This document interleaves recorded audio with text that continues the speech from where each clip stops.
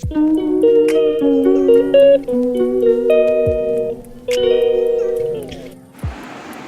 ঘুম থেকে উঠে পড়েছি আর এখন ঘড়িতে বাজে 3:30।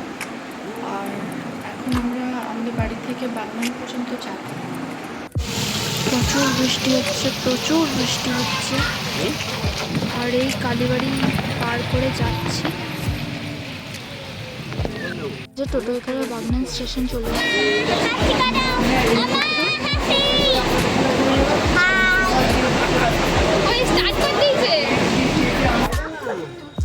হাওড়ায় নেমে ছোটখাটো ব্লগ করছি।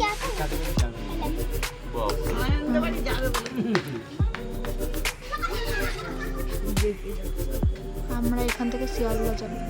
শিয়ালদা থেকে ক্যানিং লোকাল ধরে আর ক্যানিং থেকে আমাদের এই ট্রাভেলসের অটো নিতে এসেছিল, দিয়ে নৌকায় উঠে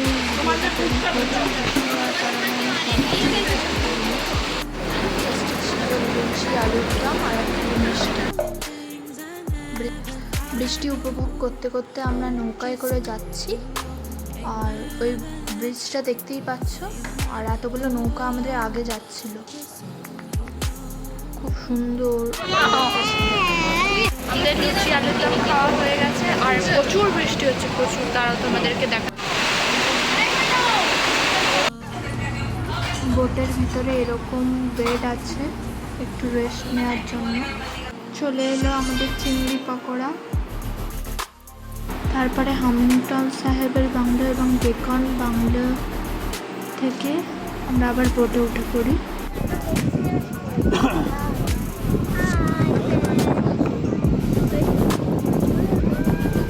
দুপুরের লাঞ্চে প্রথমেই আমাদেরকে দিয়ে গেছে লেবু, এরপরে দিয়ে গেল ভাত, আলু ভাজা, ডাল দিয়ে গেল, তারপরে ইলিশ মাছের মাথা দিয়ে পুঁই ডাঁটা, চিংড়ি মাছের মালাইকারি, সর্ষে ইলিশ আর চাটনি পাঁপড়।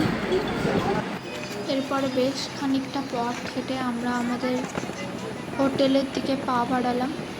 অনেকটাই পথ যেতে হয় হেঁটে হেঁটে। এই কটেজগুলোর মধ্যে টোটাল 4টে আমাদের রুম আছে। এইটা আর আগের রুমে 2টো এরকমই। আমরা টোটাল 9 জন এসেছি। আর এই বোন আমার গাইডের হিসাবে কাজ করছে। আমরা সামনে নদী আছে, এখানে একটু ঘুরতে যাচ্ছি। আমরা নদীর পাড়ের দিকে ঘুরতে গেছিলাম, এখন আমরা বাড়ি যাচ্ছি। এখন আমার গলার জ্বরটাও ভালো বেরোচ্ছে, এতক্ষণ আমি কিছু বলতে পারছিলাম না। দেখো সোনামাসি আমার সঙ্গে যাচ্ছে, মুখ বন্ধ করে এরকম। আর মামি, সুভাষ মামা, আর ব্লগ চলছে। এটা মানু, বেবি, ওই বেবি দেখ, আর এটা দুটো মামা।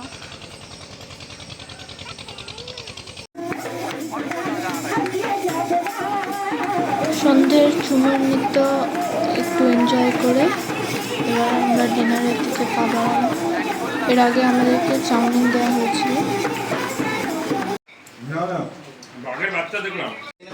আজকের মেনু অনুযায়ী আমাদের জিরা রাইস চলে এলো, এরপরে দিয়ে গেল পটল আলুর তরকারি, মাটন,